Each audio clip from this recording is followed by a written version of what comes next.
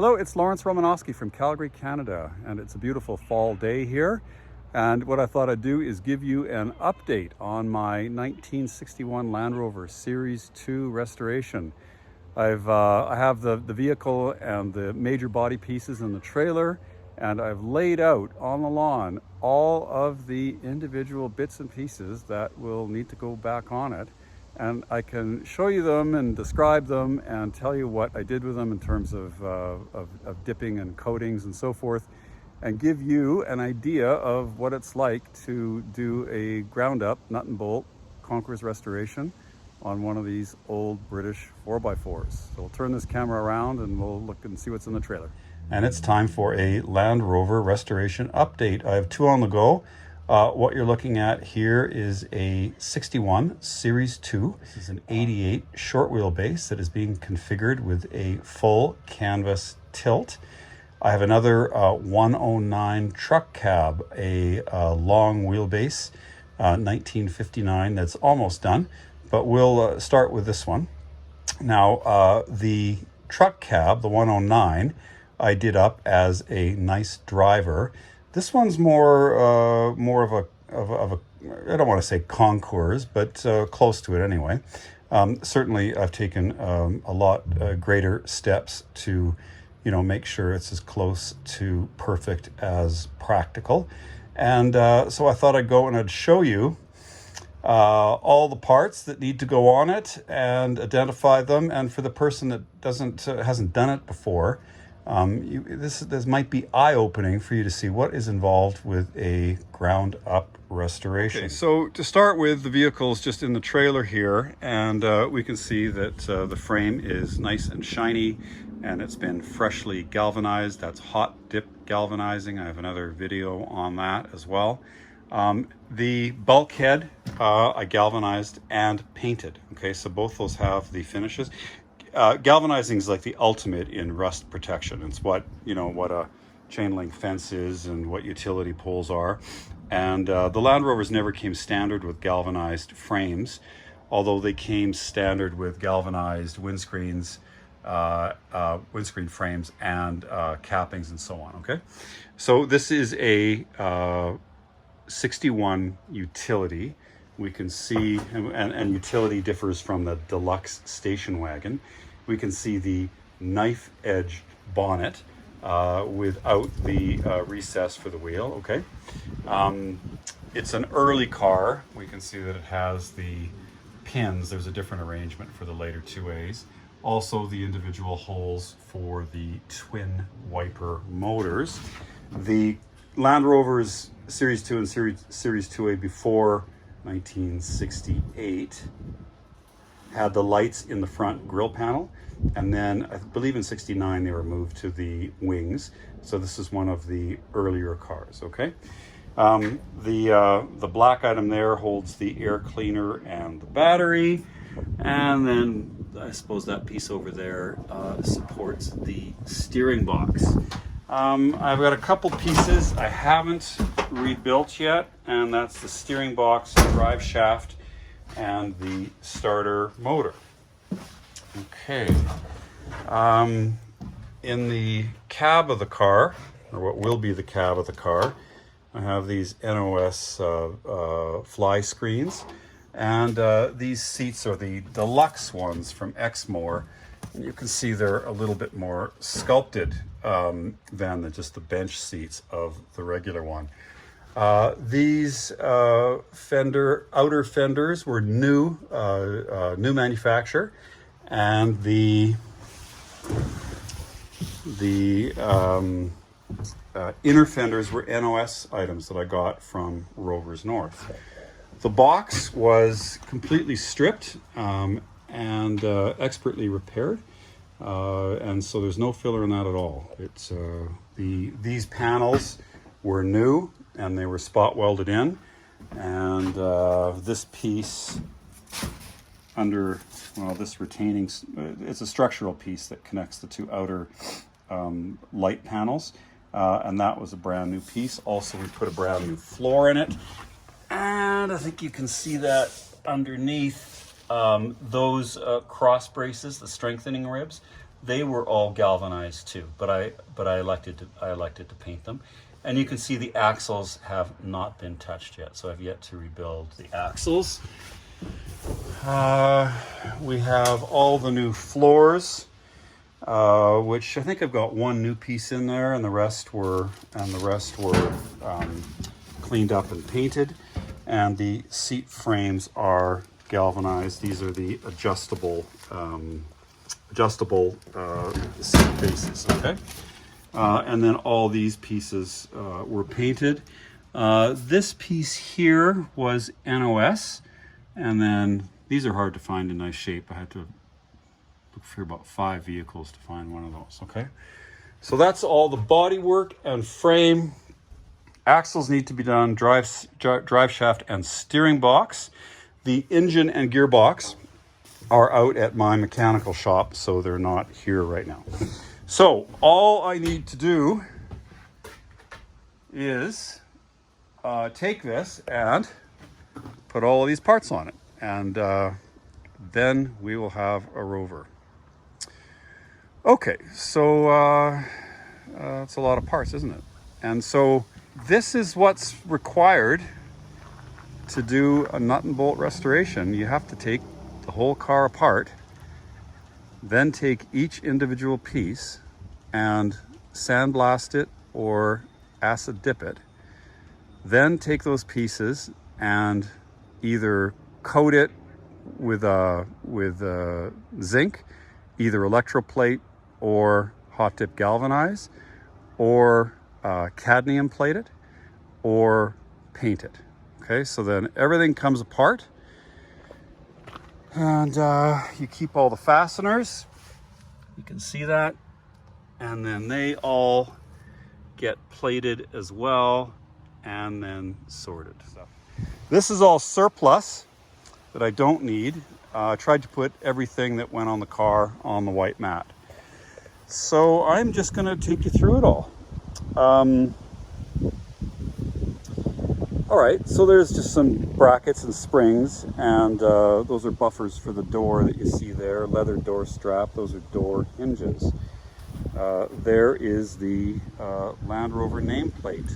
This is the the new brake lines that I've got. That's a period washer bottle, because they don't really come with washers from stock, so that would probably sit inside the cab. We have our brakes, front and rear brakes over there, the brake shoes. Those are 3 of the flexible hoses. One in the front, or 2 in the front, 1 in the back. I've got 2 front wheel cylinders, a clutch master cylinder, clutch slave cylinder. I used the brake master cylinder and the 2 rear master cylinders on my other Rover, so I need to replace those. Those are brake rebuild kits, the rubber seals for the hydraulics. We have the aluminum strips, the retaining strips for the side windows, which you put in a rubber piece and then screw those in over top for sealing. We've got the items. These have been CAD plated. They're the shinier ones. So there's the bonnet catch. Those 2 triangular pieces are for the vents. We have various distance pieces for the doors, shims that go where the steering box is, and so on. We have brackets for the doors. Those are the door hinges. That is an exhaust bracket. Those are the sliders for the door windows, and we have the hood hinges. That over here is the voltage control box. There is a fuse box. There is the brake fluid canister. Here are the new old stock cables for the battery. I've got a new manufacturer Smith's safety gauge, oil pressure and water temperature, the license plate light, the interior cab light, the coil, Those are all the knobs. That is the copper piece or bronze piece is the brake junction, and then there is a temperature fluid switch there. We have Lucas sealed beam headlights. Those are hard to get. And we have our amber and red Lucas lights, and with white and amber on the front. These two are surplus. I wasn't going to use those on this car. Wiring harness, the rear wiring harness, the front wiring harness, the headlamp wiring harness. I forget what these are, but we probably only need one of them. I really don't know where that goes. Capstan winch. I don't have all of the linkage, so just what's there. Oh, there's another piece here. So that's all I have for the capstan winch. It's missing a few other pieces, but the rest of it's in good shape. I also have these brackets here for it. Okay, so that's that. Over here, those are 4 NOS shocks. The shock buffers go around the bolts, axle check straps. I have the white leather swivel ball covers. I don't know why they made that in white leather, but they did. That is a steering relay, sits in the front cross member. These are new old stock swivel balls. Like you can't get new old stock swivel balls anymore. All right, so that's what there. These are ball joints. These ones are reproduction. New ones too, okay?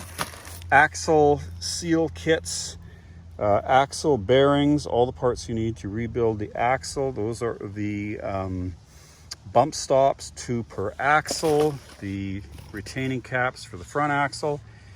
The round items are for the gearbox, the engine mounts and gearbox mounts. These are bushings for the front springs. And these are more axle rebuild kits. I think I'm doubling up on most of these parts. So I think I have 2 of everything for this. So you don't need that. So half of these are probably surplus, okay?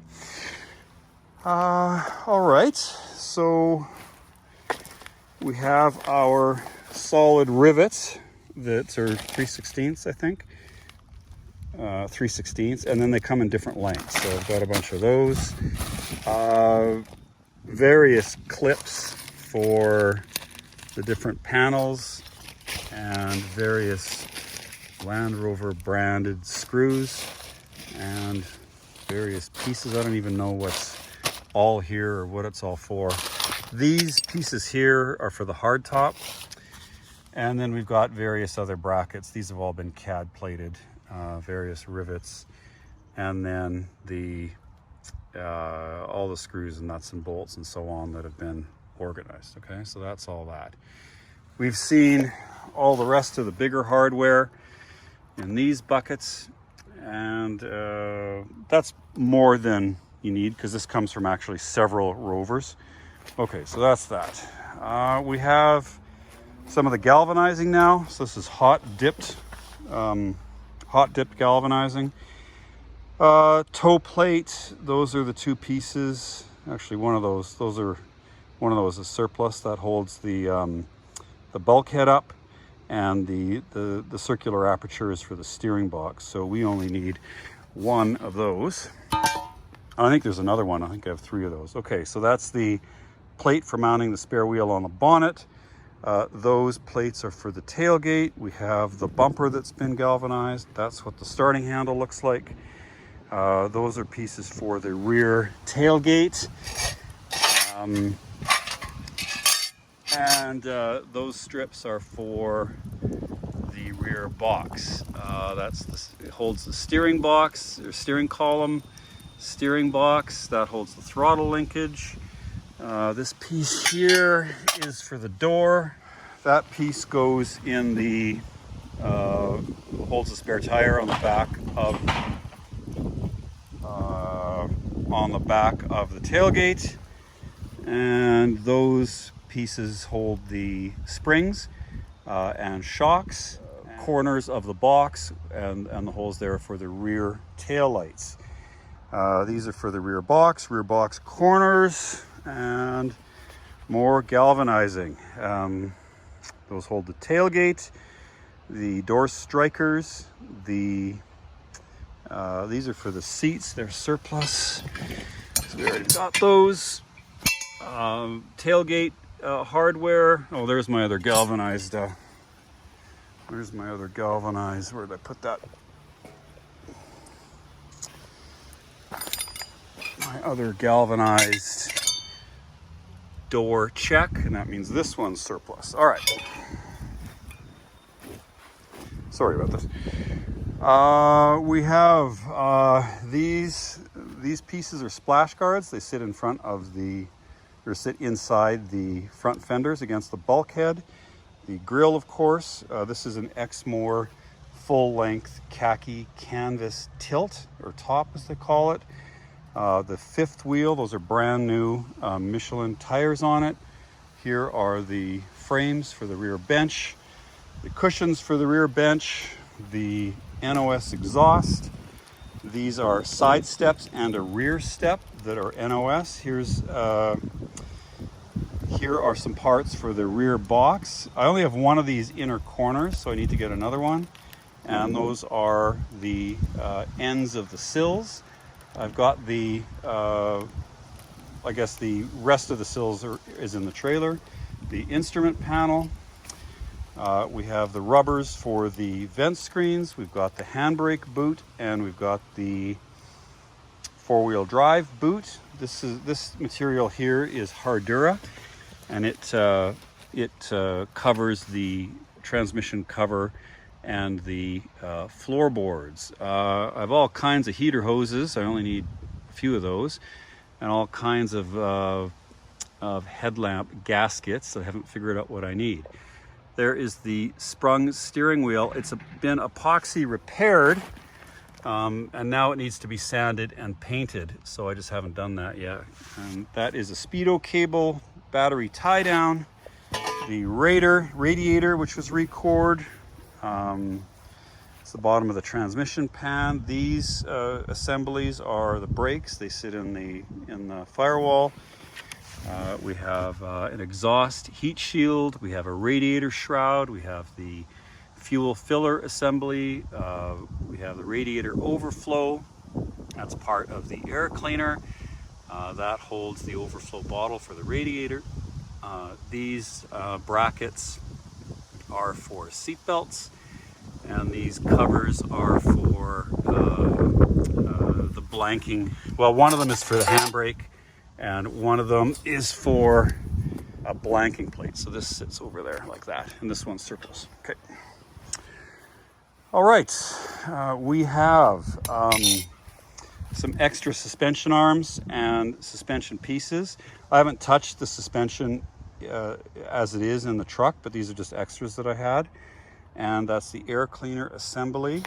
And all this business here is the throttle linkage and hand throttle linkage and so on. It's all really complicated, and I've probably got twice as many pieces here as I actually need, but that's all been coated. Now I coated that in black zinc, just because I wanted it to be black.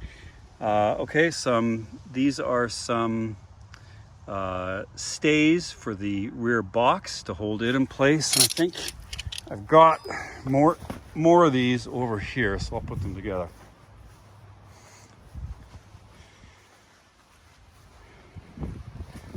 They can go over here. All right.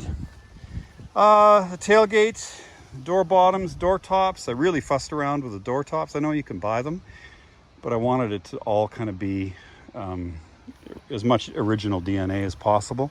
So I spent 5 times as much repairing those, and new skins for the doors and so on. I should have just bought new doors. That would have saved me a lot of money, but I didn't. We got new skins for the doors and rebuilt most of those at great expense, I should add. And these are all the NOS rubbers, door strips and weather strips, which are hard, or if not impossible to find. They have an aluminum retaining strip in them and rubber molded around them, and then they're molded to the shape of the car. The heater assembly, and is that it? Is that it? Is that it? Well, I think that's it. You're gonna ask, well, are those all the parts, or are you missing parts? And the answer is I was pretty careful. I had 5 Rovers. I disassembled them all. I went through and took a look at all the parts, and I had reference vehicles and so on. I know of a few parts that are missing. Wheel cylinders for the back are missing. One of these corner pieces, the opposite one to that, is missing. There should be enough hardware to put the thing together because it's, again, multiple units. Probably can't guarantee that. And you probably want to use new hardware anyway. I mean, I had a thing for using all original hardware, but it's such a pain. It's just such a pain that, you know, using new bolts is just a lot easier. So we'll leave that to you. I did really try to keep a lot of these coarse thread fasteners because they have the, you know, they have just the slotted heads on them. And anything modern you buy has fillets or robbers. And I think that these screws, especially for the interior, these bolts and screws, it makes a big difference to the way it looks. So I made sure I kept all of those. And, you know, but it's up to you. I don't know if you want to use new bolts or use the existing ones. So that is it. I've got the Rover in the back here. I guess I've got my, oh, those are the side sills down there. And what else have I got? Padding for the back from Exmar. And that big box there, that's all the, I'll show that to you. That is all of the hood stick set that supports the soft top. Okay. So left, the engine is back together. Transmission is apart. I've got to do that, and I haven't touched the axles or steering box. But I've taken all of these parts and refurbished them. And now all I have to do is take all these fasteners, take all those parts, and bolt and rivet them to that body, rebuild a few mechanical components, and then we're good. We have a Rover. Framing this in time and money is of interest to people. This so far is 50 grand Canadian with me doing everything.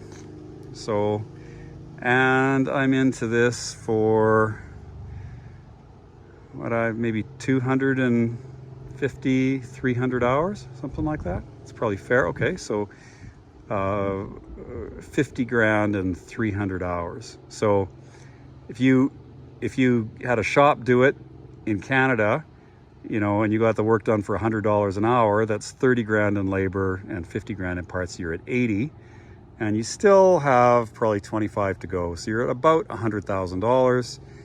In US funds in the US, you're like 70, 80. And that's about what it costs for a professional restoration on a short wheelbase Rover, somewhere in the 70, 80,000 US dollar range. And that's why, because, you know, it takes a long time. I mean, these things don't want to come apart very badly. They've been together for 60 years. And then you can't just take one apart because you don't salvage all of the hardware, you know, and many of the pieces have been damaged. Many of the pieces have been modified. Many of the pieces have holes in them. Some have suffered corrosion as well. So to do this efficiently, you need to start with 2 or 3 Rovers, 4 Rovers, take them all apart, get all the parts, then, you know, find all the best parts, and then start. So you're really not even taking one vehicle. Like if you buy a gull-wing and you want to restore it, chances are you can probably reuse just about everything, but not a Land Rover. You have to drag them out of the bush, and you know, they're mostly beat to hell when you find them. I can flash you a picture of this one when I started. And that's what is involved. Of the 50,000 I've spent, probably 30 is parts, and probably 20 is like processes. So painting it, coating it, galvanizing it, electroplating it, you know, all that's probably 20. And then it's 30,000 bucks worth of invoices for just buying parts. Many of the parts you see here are no longer available. You can get reproductions, but not the originals. The reproductions are, while it's nice that they're available, they're not anywhere close to the same quality as the NOS, like nowhere near as close. I'll demonstrate that as a parting thing. I have ball joints that are reproduction here.